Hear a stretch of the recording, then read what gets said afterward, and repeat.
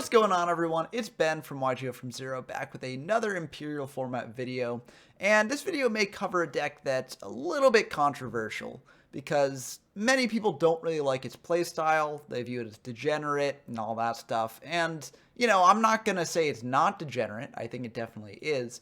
But I think it's an important deck to talk about as it is present in this format, and it is somewhat good. And the deck that I'm talking about, of course, is Burn. Now, before we dive in to what makes Burn a decent deck in this format, if you're not already subscribed to the channel, please do subscribe. At the time of recording, we're at around 565 subscribers, and I'd really like to reach 600 by the end of April, and I think that we might be on track to do it as long as everyone subscribes. In addition, the best way to keep notified when I release new content is to subscribe, so if you want to sort of follow my adventures in Imperial Format and beyond, then subscribing is the best way to do that. Also, if you want to play any of the formats that I cover in this channel for yourself, then we do have a Discord server. Link will be in the description down below. It's a great place to find games in all these obscure and underexplored formats, and it's a lot of fun. And we've been holding monthly tournaments in this Discord, and we're not planning on stopping anytime soon. This month's tournament was in Yugi Kaiba. It's still going on, even though sign-up dates have passed, but if you want to sort of follow that, then join the Discord. And if you want to be around for the next one, then joining the Discord is the way to go. And I'm thinking that the next tournament will be in Imperial Format, so, if you're watching this video and you're enjoying it, then that's the place to be. Lastly, as always, if you enjoy the video, please do leave a like. It really helps out a lot. Now, with all of that out of the way, let's dive into Burn. Now, Burn was one of the top decks in Treasure Format, and it actually did win the only Treasure tournament that we've held, which shows how good the deck can be. Of course, it has its major flaws, and those flaws have been somewhat exacerbated in Imperial Format. And unlike a lot of other jank decks, Burn didn't really receive as many tools from Pharaoh's Servant, but the tools it did receive are pretty great. And I think that they do keep the deck in the running despite its flaws. But let's stop talking about the abstract and dive into the specifics of this deck. So for the monster lineup, we're playing pretty much the same monster lineup that we were playing before, although we've made some slight changes. Of course, we have the 2 Sangan and 1 Witch, because these cards are crazy at recruiting pretty much anything else from your deck to your hand, and also just keeping a continual presence on board so that way your opponent can't get in and kill you before you can actually burn them to death. We're also playing 3 Mystic Tomato. These can be used to fetch out the Witch and the Sangans, but they can also be used to fetch out things like Giant German Cannon Soldier, both of which are incredibly strong. Cannon Soldier, of course, is a great search at the end of the game when you've burned your opponent down to very low life points and you just need to burn them that extra amount. It's incredibly strong for that. It also has a decent amount of attack points for this format. Of course, it's no mechanical chaser at 1850, but I do think it is very good. Giant Germ, on the other hand, belongs to a set of monsters, along with Nimble Manga, that when they're destroyed, they fetch out 2 others from the deck and do something related to life points. Giant Germ inflicts 500 damage to your opponent and summons out 2 others in attack, and Nimble Manga gains you 1,000 life points and sets 2 in defense.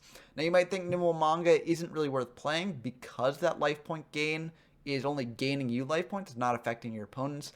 But I found that this can be great at keeping you in the game long enough to kill your opponent, and it also pairs very well with things like Chain Energy, which are sort of double-edged burn cards that do burn your opponent, but they also can burn you. So I found that Nimble Manga is very nice in this deck. It also deck thins as well. Moving on to the flip monsters, which are one of the big pieces of this deck, we've got Cyberjar. Now, Morphing Jar number 2 has made a big splash in this format, and I think it's very good in these sorts of defensive decks. So you could potentially play a Morphing Jar number 2 here instead. But the reason why I like Cyberjar is because, unlike Morphing Jar number 2, it actually digs you deeper into your deck. A major weakness that this deck can have is that you just don't draw your burn cards quickly enough. So, like, Chain Energy is a great card, but if you draw it too late in the game, it won't really be that useful. Cyberjar sort of alleviates this a little bit, drawing you into your burn cards, so that way you can use them as quickly as possible. We've also got 1 Maneater Bug, and this is a bit decreased from the amount of Maneater Bugs that I had in Treasure Format. This is mainly just due to deck size. There's only so much you can fit into a deck, and we do, I think, want this at 40 cards just to be as consistent as possible in drawing our powerful burn traps and spells. So I do think that, you can't quite fit in 3 of this. I mean, maybe if you don't like manga, you can cut that. but I do like Momonga. So we've only got 1 Maneater Bug. You can recycle this with Spear Cretin, which is the last flip monster we've got, which can recycle any of your flip monsters like Maneater Bug and Cyberjar, but can also be used to recycle things like Giant Germ and Momonga. Now, Spear Cretin did get a bit worse this format, not just because of Nobleman of Crossout, but also because a major strategy in this format is for decks to basically send Jinzo to grave as quickly as possible, so that way they can revive it with things like Call of the Haunted or Premature Burial. So Spear Cretin can revive your opponent's Jinzo, which of course would be very bad for you, but I do think that its benefits outweigh its downsides, and if you play this card right, you can sort of avoid this situation from popping up. Speaking of Jinzo, we are also playing a copy of Jinzo. I mean, I know pretty much every deck in this format is playing Jinzo, so this may feel like a cop-out, but Jinzo can essentially amount to a big burn card. I mean, if you summon it out and clear your opponent's monsters and then just attack in with Jinzo, there's not really much your opponent can do to interact with you there, and that's basically a 2400 damage burn card. So I do think it is very good in this deck. Even though it is sort of like in line with the other good stuff cards that we're playing. Moving on to these spells, we've got 3 Chain Energy. This card is pretty insane. Just if you can set it up early and your opponent doesn't have a good way to out it, they can take a ton of damage over the course of the game, and this effect will stack. So if you have multiple Chain Energies, you can cause them to lose 1,000 or even 1,500 life points per card they activate or set, which is just insanely degenerate and insanely strong. We've also got some very powerful limited spells here. Change of Heart is, of course, great at, taking your opponent's monster and using it aggressively. It also pairs extremely well with Cannon Soldier and Jinzo. We've also got 2 of the 3 hand rips in the main deck, Confiscation and Forceful Sentry. These are both the hand rips that let you see hand knowledge, which I do think is a bit more important for this deck, as you really do want to snipe things like Spell and Trap removal or Nobleman's of Crossouts. So I do think that the hand knowledge is worth it. We do have a delinquent duo in the side for if we know we're going first, we can potentially side this in. But as I said, deck space is super tight, so we're not really playing it in the main deck. We also have Dark Hole, clears the board, insanely strong. Raigeki, same thing basically, except one-sided. We've got a Reborn to bring back very powerful cards like Cannon Soldier, which can just end the game, or something like a Jinzo potentially as well. We've got 3 Mystical Space Typhoon as our spell and trap removal of choice. Now, I do like this over heavy, especially in this deck, because we are playing floodgates like Chain Energy, so we don't want to have to heavy that. And also I like it over Dust Tornado because it can actually be activated while Jinzo's on the field. Of course, if Imperial Order's on the field, you can't activate Mystical Space Typhoon. But if your opponent chains Imperial Order to something, you can chain Mystical Space Typhoon from your hand to that. So I think that those factors just edges it out a little bit, in my opinion, over Dust Tornado.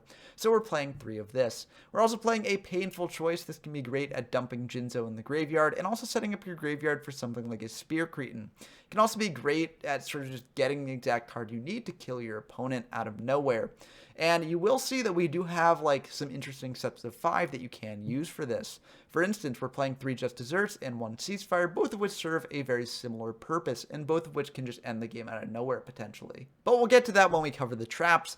Lastly, for the spells, we've got Pot of Greed, which is one of the most insane cards in the game.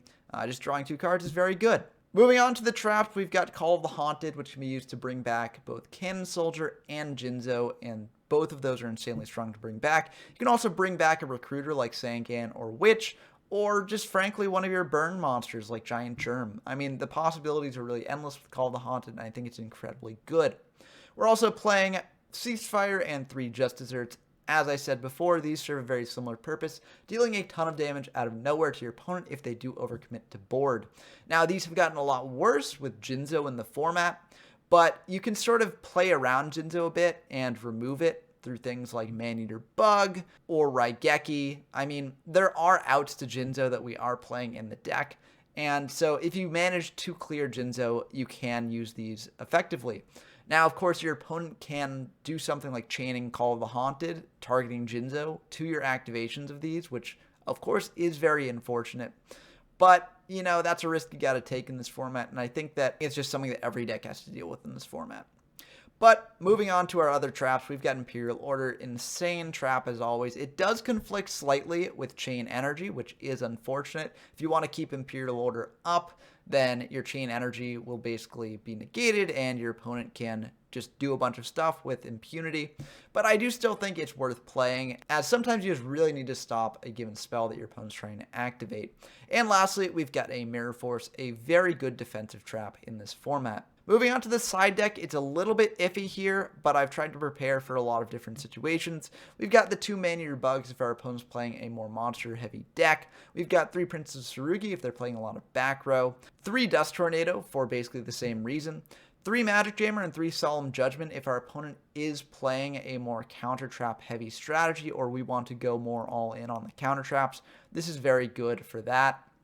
Now, maybe in the future I might switch out Magic Jammer for something else, but I do think that having Solemns in the side is pretty decent. And lastly, we have the Delinquent Duo that I mentioned earlier, in case you know you're going first and you want the extra hand disruption. But that's going to do it for the deck breakdown. I do think that this deck does have some serious flaws, as I mentioned. Also, more decks are playing a lot of spell and trap removal than they were in Treasure format, given the introduction of things like Dust Tornado, so that can put a damper on things like Chain Energy.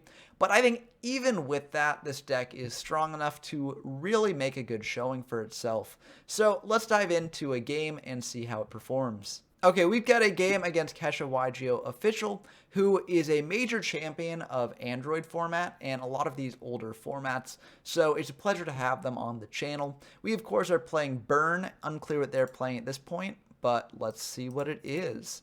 They are indeed on TV, as you can say, and so we are going to go first. We did win the rock, paper, scissors there. We are going to draw as they say hello to their mom. And this is an incredibly good hand. Forceful Sentry is just insane. We're going to fire that, see what they've got in hand. And this is a pretty good hand, honestly. It's a bit iffy about what we want to take. We could try and get rid of something like Mechanical Chaser to stem their aggressive pressure a little bit. We could send back Call of the Haunted because they can sort of recur things from the graveyard with that, which might be problematic for us. But I think ultimately we just want to send back Raigeki, as that can deal with our set monsters. And given our hand, you know, we've got some monsters that we'd like to set and keep on field. So we are going to send back that Raigeki there. And I mean, going first with this hand is just insanely strong. That does occasionally happen in formats like these. We're going to set the Giant Germ, set a Reborn, and then activate Chain Energy here. We're committing more to the back row because we know that they don't have a heavy in hand. If they draw a heavy, that's of course very unfortunate. But we can feel okay doing this. And we're going to pass back to them. You know, they don't really have a good way to remove the Giant Germ as is, except through battle. And if they do that, they're going to be taking some damage, so we're fine with that. They're going to fire Painful Choice, which honestly we're okay with because now we know the full content of their hand. They are going to send Jinzo, Nobleman of Crossout, and they're not actually going to send Man-Eater Bug. I think that was a misclick. But they're going to send the 3 remaining hand rips here. Now, this is a very interesting set of cards here. Normally, you'd add the Jinzo to their hand, especially given that we know about the Call of the Haunted that they already have. They can just bring back the Jinzo. But actually, given the deck we're playing and what we know they have, and also given what our hand is, I actually feel fine giving them the Confiscation. Honestly, them knowing about Man-Eater Bug and Mystic Tomato isn't that big of a deal to me, as it's still very hard to remove these cards. And by activating Confiscation, they'll be taking 1,500 damage, which would drop them down to 6k, which is, you know, pretty good for our burn strat. So I feel fine giving them the Confiscation. Very interesting pick there. This also forces them to use up the Call of the Haunted on the Jinzo right away. So that way they won't be able to use it again later to bring back the Jinzo. So I feel good about that. And they're going to set 2 and pass back to us. And they're down to 6,500. So we're feeling very good if they ever want to use that Confi. We draw Raigeki, and we could use the Raigeki here. Just to sort of clear whatever their set is. We know that they've got Morphing Jar, we know that they've got Mystic Tomato, so Raigeki could be very valuable here. But we do know that they also have Call of the Haunted, so they can just bring back Jinzo after. So we kind of want to save the Raigeki for that. Going to main 1, we're just going to pay 5 and set a Man-Eater Bug, pay another 5, and set the Raigeki here. We're going to save the Raigeki for a later play. If they don't commit more to board here, we can flip up Man-Eater Bug, potentially popping their set. they are going to draw for turn, flip up a Mystic Tomato, and they're going to attack into our first set here. And we feel very good about that because it's just a giant germ. This will enable us to get 2 more giant germs from the deck and inflict 500 damage to them. So if we do make a Raigeki play here, we can get in for a ton of damage. They're just going to pass back to us, which we feel very fine about. We know that that set isn't a Mirror Force, so we can feel very good about just getting very aggressive here. And I think that is what we're going to do. We're going to think about this for a bit because the Call of the Haunted does complicate things. But what we're actually going to do is a very interesting play. We're going to fire the Monster Reborn targeting that Jinzo. Now, our opponent can basically make our Monster Reborn resolve without effect by chaining the Call of the Haunted to bring back the Jinzo. So we've kind of wasted our Monster Reborn. However, now that they've done that, we can fire this Raigeki and clear their entire field, basically blanking the Call of the Haunted and making our path to a major direct attack here open. So we're going to pay 5, summon out Mystic Tomato, and attack in for 3,400, which is a lot of damage, especially considering that we have a Man-Eater Bug to flip up and pop whatever they set next turn. And we also have these 2 giant germs to crash for 1,000 damage potentially. So we feel very good about this. We also have Chain Energy active on field, so they're going to have to keep paying for that. They draw, and they're going to set 1, fire a Swords of Withering Light here, so they will pay 1,000 from that. And the Swords will flip up this Man-Eater Bug, popping their set, and they will just admit defeat there, as, you know, we're in a pretty great position from that point on. So I think that makes sense. I think that shows how devastating Chain Energy can be in this format, even if there's a lot more spell and trap removal. Your opponent isn't guaranteed to draw that spell and trap removal, and while they wait to draw it, they're constantly costing themselves a lot of life points. In addition, Jinzo can be a little bit of a double-edged sword. If we had managed to revive the Jinzo to our side of the field, then that essentially would have been the end of the game, as Kesha would have no way to stop our major aggressive pressure there. Now, you could argue that the only reason we won that game was because we drew the forceful first turn and sniped that Raigeki out of hand, which, you know, is fair. But as I said in my Clown Control video, I do think that this format is a matter of which broken cards you're going to draw and not necessarily like how many. But let's see if we can keep the success going in game 2 here. So we are going to, I think, keep the deck largely the same, as we're kind of pre-sided against good stuff, as I think most decks are in this format. The side deck is mainly for like rogue decks that we might encounter, but I think we're fine as is here. They are going to open with just a set card and pass, and we feel very good about that, especially when we draw Pot of Greed here. We're going to draw 2, and we're going to go for a Giant Germ set and a MST set, passing back to them.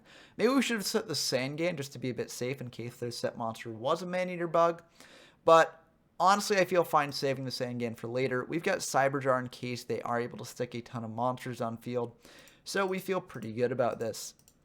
And, you know, if that's like a Morphing Jar instead, we'd rather have the Giant Germ on field to fetch out more than otherwise. Unfortunately, it's just a Man-Eater Bug.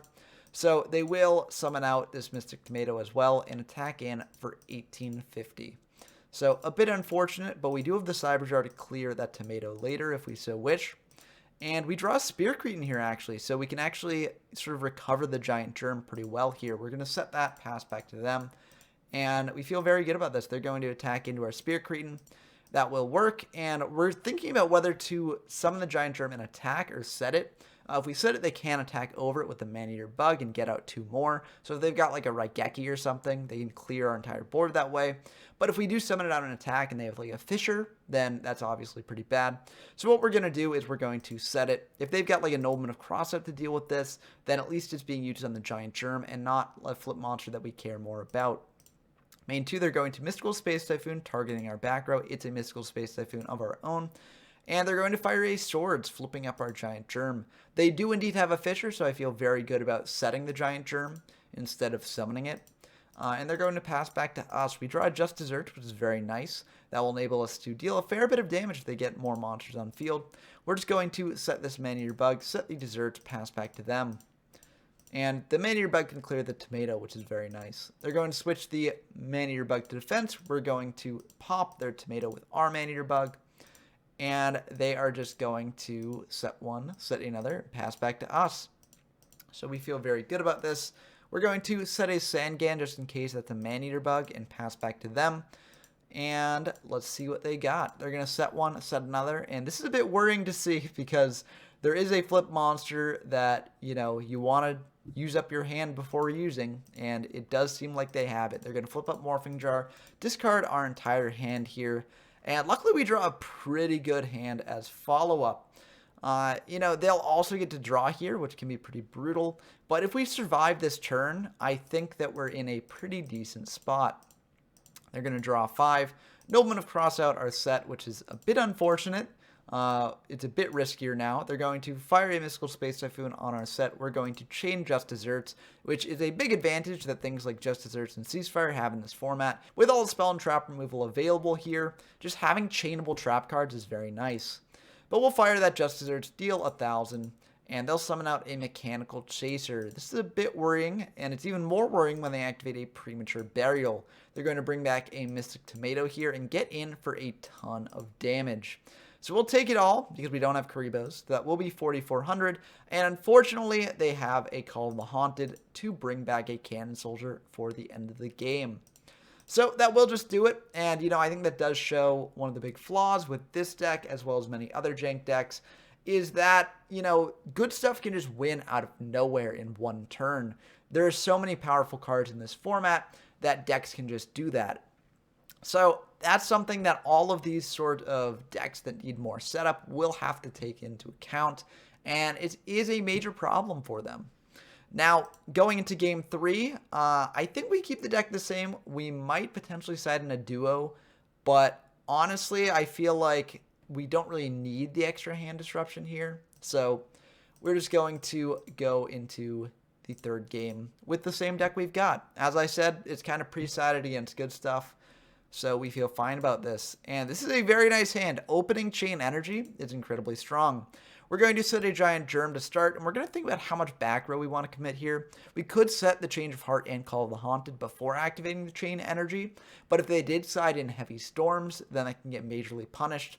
So what we're actually going to do here is fire the Chain Energy and just pass back to them. If they've got a Mystical Space Typhoon that will snipe the Chain Energy, that's unfortunate, but they will have to pay 500 to activate it, and we also won't have our other cards at risk of being destroyed by spell and trap removal. So we feel fine about this. They are indeed going to Mystical Space Typhoon, taking 500 for that. And they're going to activate a Painful Choice for the second game in a row, I think, on their first turn. But this is a bit of a different situation than we were in last time, as we don't quite know their hand, and we've got some very, very powerful cards in hand. So we don't want to give them a hand rip here, so we'll give them a Jinzo. So the Painful Choice worked out a little bit differently here. They're going to set 2, pass back to us, and we draw a Mirror Force, which is unfortunate. They're going to fire a Ceasefire in the standby phase, just in case our set is something like a Maneater bug. I think that makes sense. So we'll flip it up, reveal it is a Giant Germ and not a Maneater bug, and we'll take 1,000 damage. They're going to set... We're going to set a Recruiter and a Mirror Force, pass back to them. We know the Mirror Force isn't really useful here, as they do have a Jinzo, but our Sangan can potentially get us a card to deal with the Jinzo. So we feel fine about this. They're going to tribute off their Tomato for a Jinzo, which makes sense. They're going to Raigeki our board away, so we won't be able to get our Giant Germ searches. We will get our Sangan search, and we'll add a Cannon Soldier there. And they're going to attack in for 2,400. The reason we add Cannon Soldier is because we can make a majorly aggressive push here using the Change of Heart and the Cannon Soldier. And we draw Forceful Sentry on top of that. So we might as well fire it now just to know what their follow-up will be. So we can potentially structure our play around that. They've got a Call of the Haunted and a Witch of the Black Forest. So we are going to send the Call of the Haunted back, as once we deal with the Jinzo, they can just use Call to get it back immediately. They can potentially, you know, search something good with the Witch, but with Jinzo and Grave, we can just fire Mirror Force from whatever they search. So we're going to send back the Call. They'll shuffle that in. We'll summon out a Cannon Soldier, and we're going to fire Change of Heart here for a pretty brutal play. We'll get in for 3,800 here, and then in main phase 2, we'll tribute off that Jinzo and deal an additional 500. We're going to set the Call of the Haunted for next turn. If they do draw into something like Heavy Storm, we can always chain Call, bring back Sangan, and getting the search. So we feel fine about that. They're going to set one, set another, pass back to us. We draw a Mystical Space Typhoon, which is nice, and we could potentially preemptively fire it here, but in case that is a Call of the Haunted, we want to wait for them to activate it first. So we're going to hold on to that Mystical Space Typhoon, and we're going to think about exactly what to do here. We don't necessarily want to set the Spear Cretin, as that will let them get back the Jinzo. So we're just going to go into battle and attack into their set. It is a Witch of the Black Forest, so they will get a search here. They're going to grab a Mystic Tomato, and we are going to fire Call of the Haunted after that attack goes through to bring back a Sangan. We're doing this here because, in case they had like a Mirror Force, we didn't want to give them incentive to do that before firing the call. So we bring back the Sangan, attack in for 1,000 damage. They do indeed have a Mirror Force, so I'm very glad we did in this order. And we will get a Sangan search here. We're going to search out a Witch of the Black Forest. And since we have not normal summoned or set this turn, we are going to set the Witch and pass back to them. They are going to summon out the Mystic Tomato they search, attack in, and we are indeed going to fire the Mirror Force, as Mystic Tomato is very annoying to deal with. So that will clear the Tomato. They'll pass back to us. We draw Just Desserts. We'll flip up the Witch and attack in for 11. We could summon out the Spear Cretin as well, just to get in half their life points. But honestly, I think that's a bit greedy, and if they do have a way to deal with this board, we want the Spear Cretin for later instead. So we'll attack in for 1100 here, dropping them down to 2100. Main 2, we'll just set this Mystical Space Typhoon. We don't want to lose our Just Desserts potentially when they have no monsters on field. So they're going to set one, pass back to us.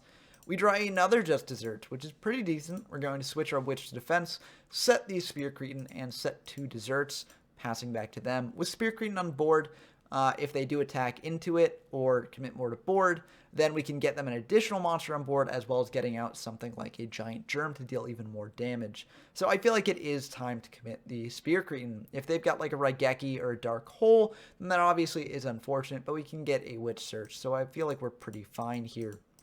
They're going to set one, set another, and flip up a Cannon Soldier here.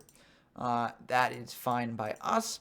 They're going to go into battle and attack into our set. It looks like they set their 2 cards just in case we had a Morphing Jar here, which makes sense. Unfortunately for them, they will get majorly punished by this, because now that they've got 2 monsters on field, we can feel safe firing our Just Desserts. So on attack declaration, we're going to fire a Just Desert and then chain the other Just Desserts to it. So this will deal 2,000 damage to them. So they're not quite dead yet, but this will enable us to get back Giant Germ, which does basically represent lethal. If they do have like a Fissure for the Germ, we can always crash our Witch next turn potentially and search out another. But we're in a very good spot now, and you might be wondering, why did we fire the Justers before they had 3 monsters on field? And the reason for that is that Spear Cretin can get back Jinzo. So, we didn't want them to get back a Jinzo and then not be able to activate our Justers, so we had to activate them beforehand. And I'm very glad we did, as this is a very worrying spot for our opponent. They'll actually bring back Jinzo in face-down defense position, because if they leave it in an attack position, we can just attack into it next turn with the Germ. So they're going to tribute off their Cannon Soldier, dealing us 500 and depriving us of a target to attack into, and they're going to pass back to us. We draw arguably the best card in our deck, Pot of Greed, so hopefully this will enable us to win the game here. We fire it, that's fine by them. If they did have an Imperial Order, we do have the Mystical Space Typhoon for that, so we are feeling pretty good here, and that Reborn will wrap this up. So we'll be able to bring back a Cannon Soldier and tribute off our field, and that will be the end of the game. So, I hope that this game sort of showed how powerful Burn can be, even though it does have a bit worse of a position in the metagame than it did in Treasure Format. I think powerful new cards like Ceasefire and Jinzo do benefit the deck a lot, and fit in very nicely with its original playstyle. I think there's a lot of room to innovate here with what cards you put in the deck, as there are a lot of options. I mentioned Morphing Jar number 2 in the deck breakdown, and I think that is a potential direction to explore. There are also burn traps like Skull Invitation that were released this set. I don't personally like it because the burn deck is sending a lot of cards to the graveyard, more so than like Chain Energy hurting you. I feel like Skull Invitation will hurt you a lot more. But it's something else to experiment with, so I encourage people to do so if they so wish. But let me know your thoughts on this down in the comments below. I look forward to talking with you as always. And until next time, I've been Ben from YGO from Zero, and I'm signing off.